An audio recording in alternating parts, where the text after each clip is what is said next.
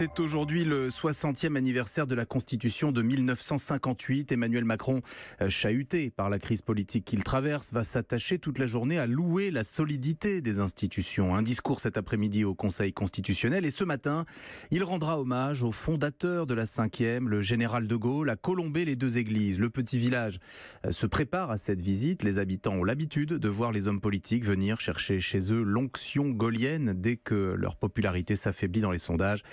Reportage de notre envoyé spécial sur place, Pierre Herbulot. Il y a presque autant de policiers que d'habitants dans le centre du village. Ils installent des barrières de sécurité un peu partout. Un ballet auquel les Colombéens sont habitués. Des présidents, ils en voient pratiquement tous les ans. Ça paraît normal quand même. C'est très bien.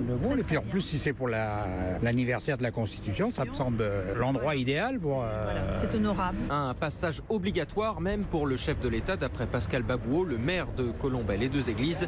Pour lui, le général doit rester une source d'inspiration. Son attitude, la vision aussi internationale, mettre la France toujours aux premières places, une intégrité parfaite. Et je me raccroche toujours à la pensée du général. Tout doit être fait dans l'intérêt suprême du pays. Sauf qu'au pied de la gigantesque croix de Lorraine, où se rendra Emmanuel Macron, Jacques voit plus dans ce déplacement un moyen de remonter dans les sondages. Très belle photo. Les grands hommes peuvent se faire photographier devant les petits monuments et peut-être l'inverse peut être vrai aussi. Un groupe de retraités en colère imagine même un peu de chahut. Impossible, répond un autre habitant.